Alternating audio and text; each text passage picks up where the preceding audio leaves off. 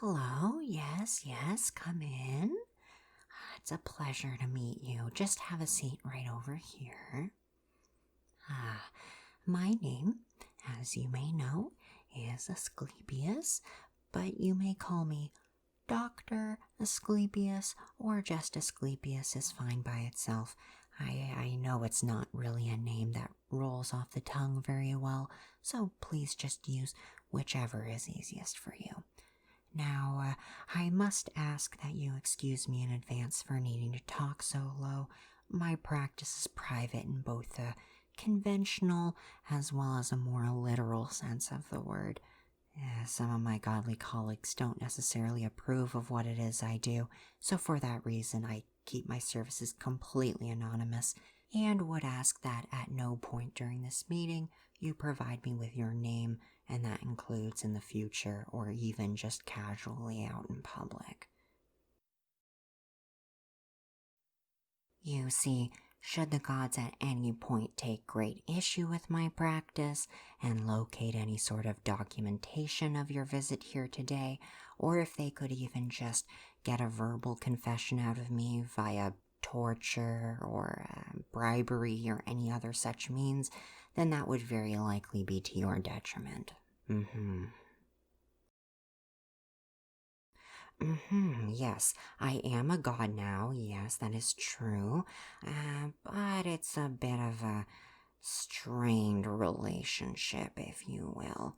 Even with amends having been made, you don't always forget some significant events even once forgiven, even if the person who wronged you is the king of the gods.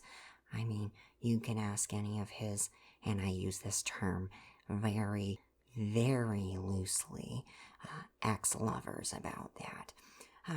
So I do advise that you keep all of this completely under wraps. Nonetheless, do tell me what brings you in here today. Okay, and is this a recent development? I see. Do you have any sort of physical abnormalities anywhere? Rashes, bumps, lesions, pimples, dead skin patches? Okay, let me just take a look here then.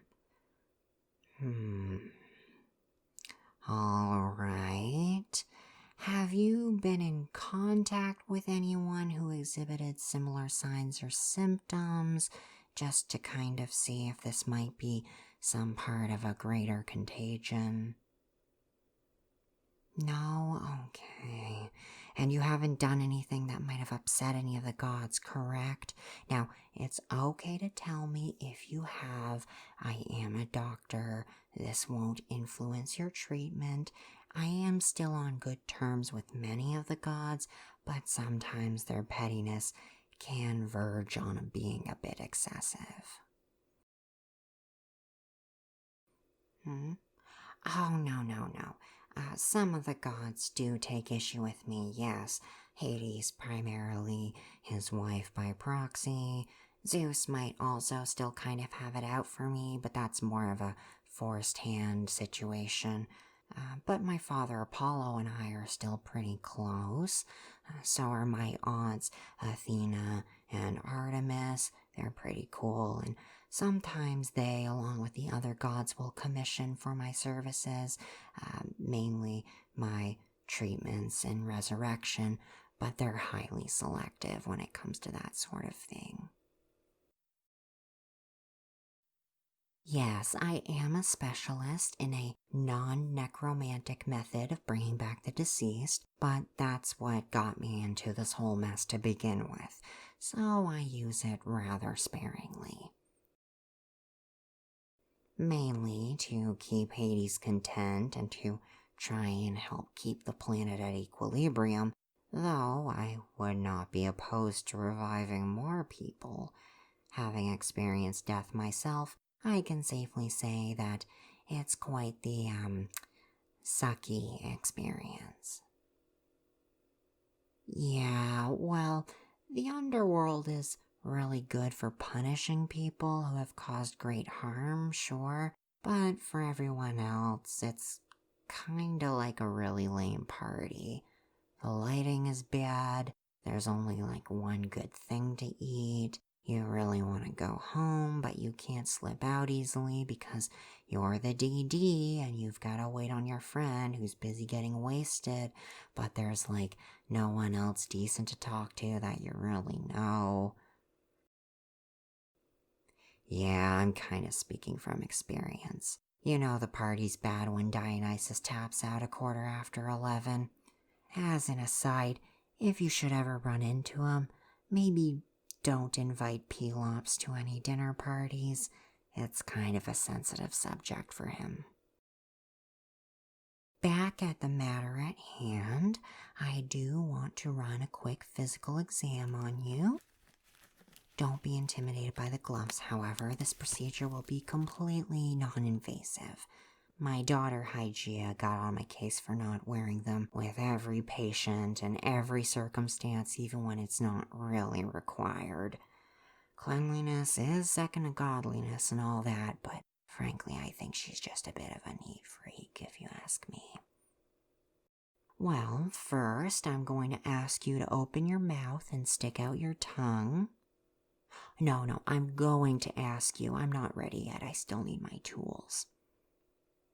Okay, now I'm ready. So please open your mouth and stick out your tongue.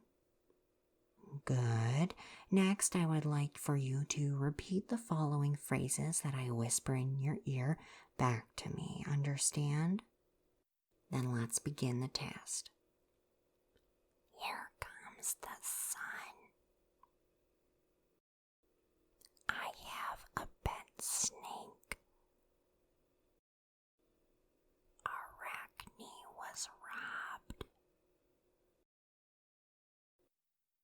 Certified Greek 7 days a week. Wash your hands before eating. Asclepius, I'm proud of you and everything you've accomplished. Okay, that last one was more for my own validation.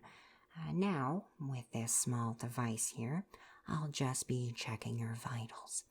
I will first need you to just breathe normally in through your nose and out through your mouth. Don't try to force it or hold your breath or anything. Just breathe normally, okay?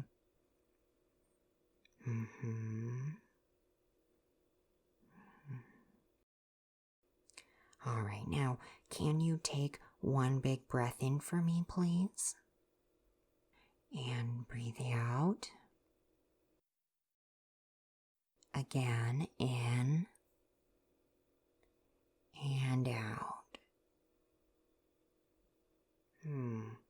Let me just take a look at your arms for a moment. Can you just rest them facing upright? Okay.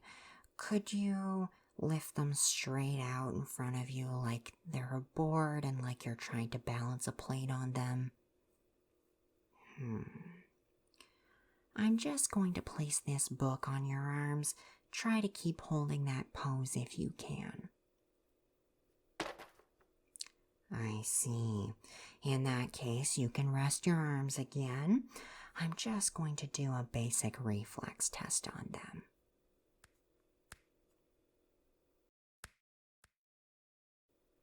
Not much response as I anticipated. I'm going to check the same for your legs now.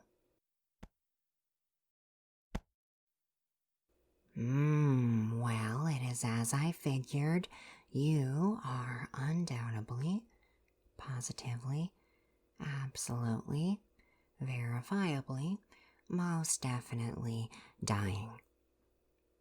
Yes, your blood vessels and fingertips are showing a great deal of discoloration.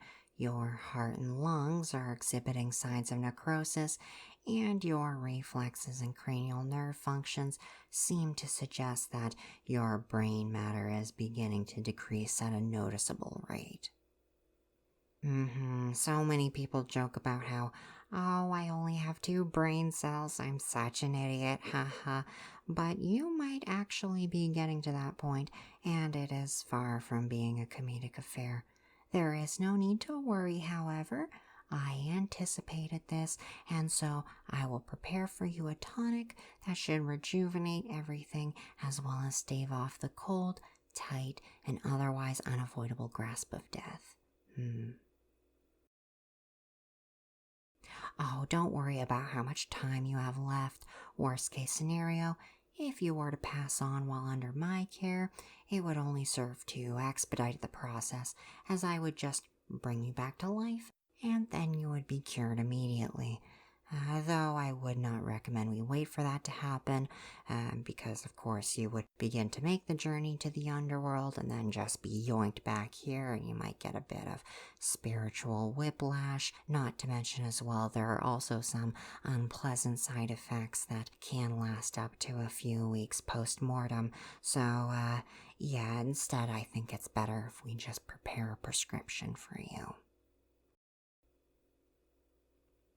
Well, normally I would just wave my staff or whatever, but the thing is that's more of a posthumous procedure. This is more of a preventative type of treatment. I just need to allow the electric burner to warm up for a bit first, before I can mix the ingredients and get that ready for you. Yes, I use electric. Open flame is a little, well, it's kind of disconcerting to me. No matter, please remain seated while I get this taken care of. If you do feel yourself beginning to slip, try to alert me if you have the strength. Most people, however, do go quietly, and when I take notice, then we'll look at the resuscitation method.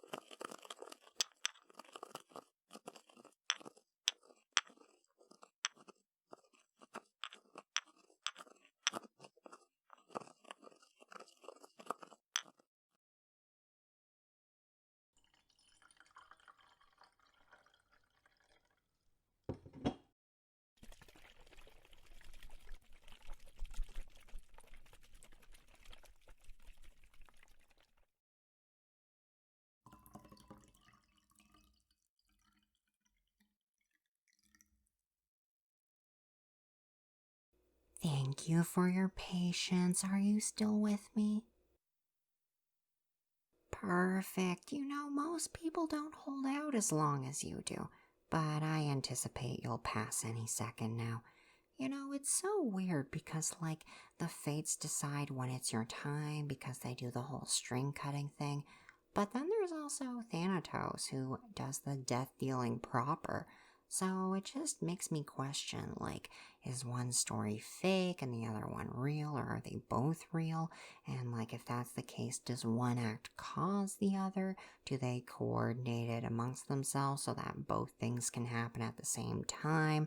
Are the fates more knowledgeable than even the god of death himself and whatever whims he wishes to do to take people's life? And come to think of it, what should even happen when someone is revived, or when someone like Sisyphus escapes the underworld? Do they have to recut the string? Can they even recut the string? Did they even cut it in the first place? I mean, the level of omniscience the fates must have is just completely outside the realm of... Oh, right, you're dying. Okay. Please drink this. I flavored it with honey and decanted it with some additional sweeteners. You will need to down it in its entirety right now. Wonderful. I also have here 4 extra vials for you. Now, you will need to drink one every second day. And this doesn't have too strict a time frame, but it does need to be roughly 48 hours after the first treatment. Now, there is a bit of leniency, so the time frame is more like between 46 hours and 54 hours from when you took your first dose. But if you take it within that time frame, then you will ensure a complete healing. Now, do keep in mind, this is not some la-di-da treatment where anything goes, and the consequences of forgetfulness in this case is death.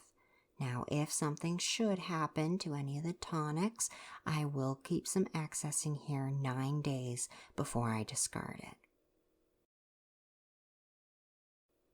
No, there shouldn't be any side effects, and there are no other requirements for this treatment, but if anything should come up, you will let me know as soon as possible.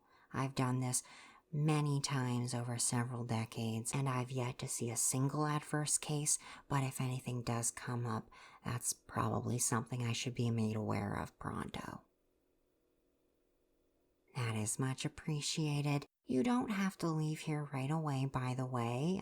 You might want to regain some of your energy first, so feel free to remain in the waiting room for as long as you require. I surprisingly don't get many patients. Mortal doctors are plenty competent for most ailments, and as mentioned before, my specialties in resurrection are used very sparingly. Yes, it is quite tragic, but on the flip side, I've heard that the underworld is supposed to be undergoing some remodeling within the next 2 centuries. It is a rather large job, though, but they'll get around to completing it quickly, I'm sure. Hades is not really the morose type that a lot of people paint him as in the media, and he does want to liven it up for all those who didn't really do anything wrong. And Persephone herself is especially excited. She wants this open concept, spacious, new and improved torture chamber, with all the fixings and whatnot for herself. Yeah, she kind of scares me too.